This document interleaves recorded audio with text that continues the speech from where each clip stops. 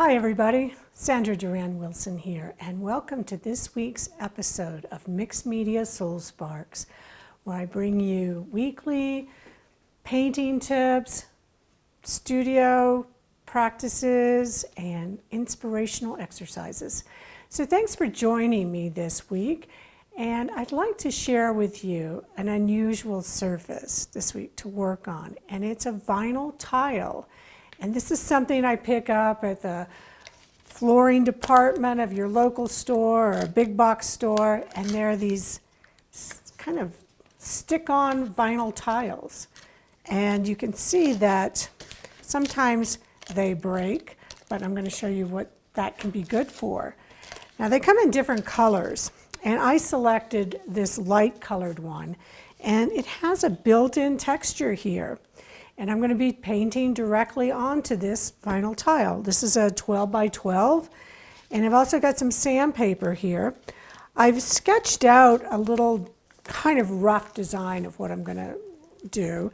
And if I want to make sure that my paint will stick really well, I just kind of scuff it up with some sandpaper here. Get a paper towel to kind of wipe that off. And the key to working on this is to use a thin layer of paint. If you put it on thick, you're just going to obscure that texture and this gradation of the lights and the darks. So I'm going to be using Payne's gray, sepia, and white to get some different background shapes going on here.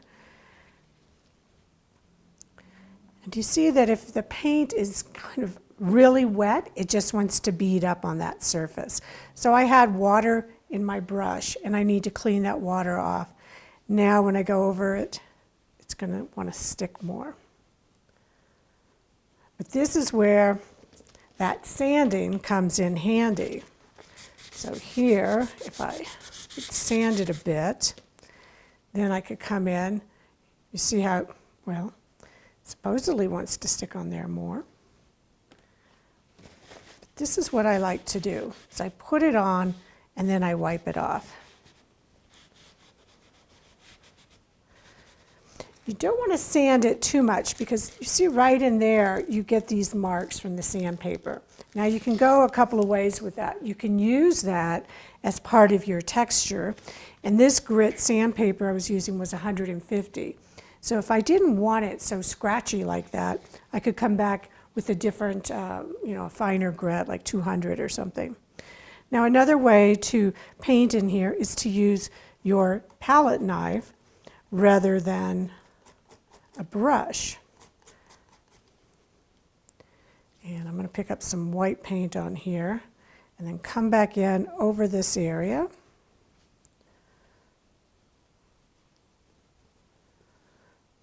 And here I'm just starting to work with shapes, some of these shapes that I had kind of drawn into here. And I'll come in more with just the white over here and start to pull a little of that brown in.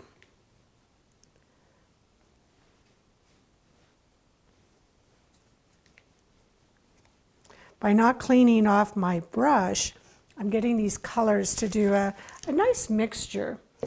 And it's a little thick, so if I want to come into here and wipe some of that back, you want to do that pretty much right away. And this is really about building up these layers. Here I can see some of that texture from the tile. Now I'll come back in here with a little darker area. And what happens if I add some water? Now before it was beading up. So maybe what if I want an effect like that?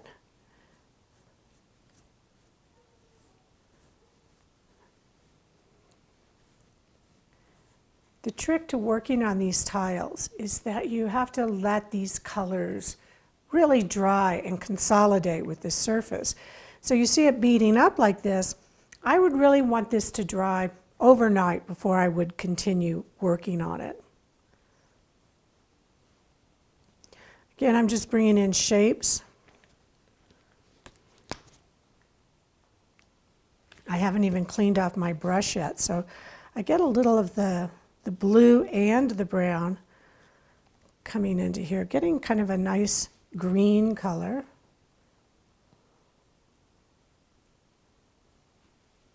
And whatever design you want to do, this is a great way to get a background even for collage.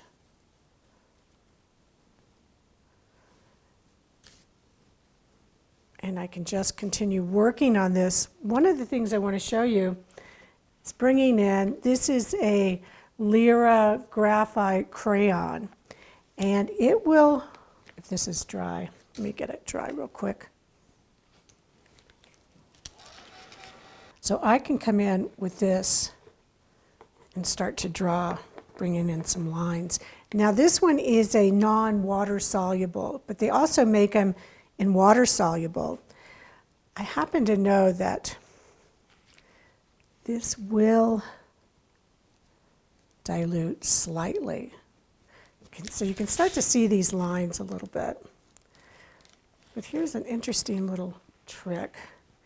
If I were to bring some gloss medium, or to let the water sit on this, it begins to hydrate and it gives me a much softer line.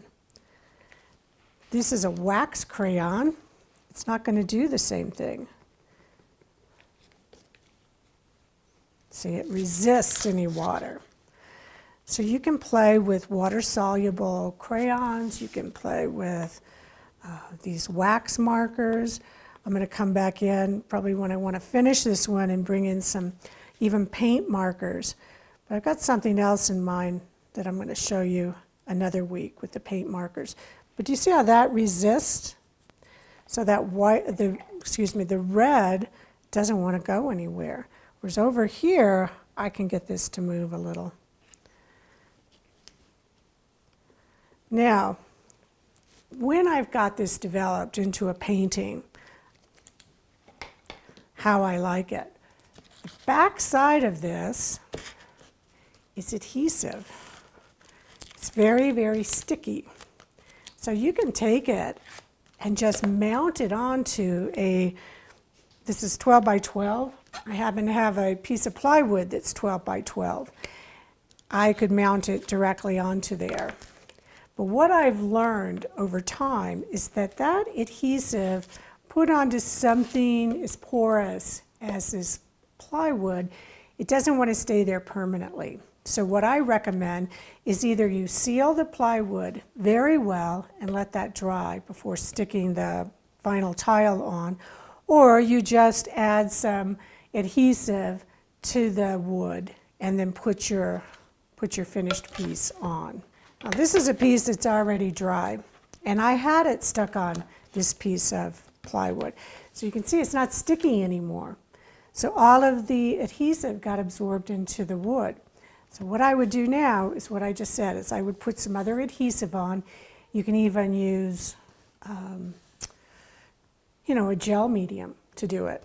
You don't need a special adhesive. And then it gets glued on there. And I'm going to be showing you some framing tricks in a few weeks, and I'll give you some ideas of what you can do with that. So this was all just painted onto a vinyl tile. And one other thing before we go, I want to show you what happens. Let's say, like this one, it broke. And I had painted this one, but you can take your scissors and you can cut out shapes just using scissors. And then you can take these shapes. Let's say if you wanted to create something like the idea of stones, you would paint these and make them look like stones. And then you could take and add them, and get a little heavier duty scissors. These are a little bit bigger.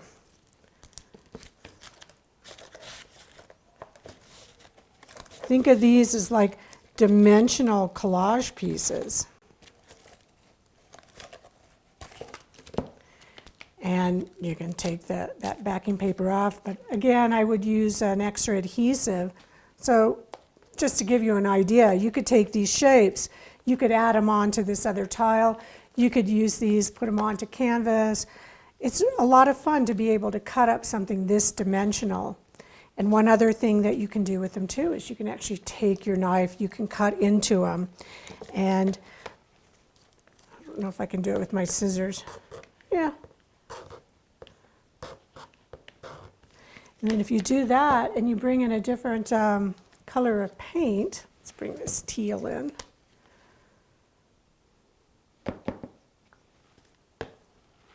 I'll just use my finger. And you rub it into those marks. Wipe this off.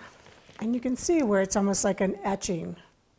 I just used the scissors, but if you had like a knife or something, you could actually do cross hatching. You could do some interesting mark making on these. Let me wipe this off a little more.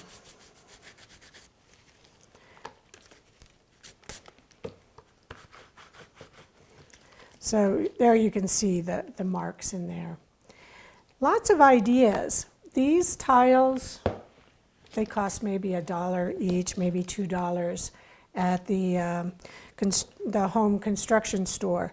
And I find them very interesting to work with. The dark one, you can see how I was able to use this color to really start to work with that and really make it look like rusted metal or stone. So just some fun ideas, some unusual ways to use found materials. And again, if you like what you see here, check out all the online classes available. So thank you for joining me. And if you like some of these ideas and you're curious about what else might be available, check out the website and see what online classes we have. Thanks for joining me this week, and I'll see you next week.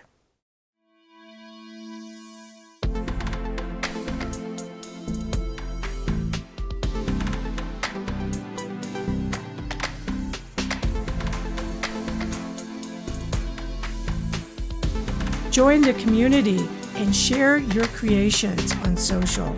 Use the hashtag MixedMediaSoulSparks. I look forward to seeing your comments in the comment section.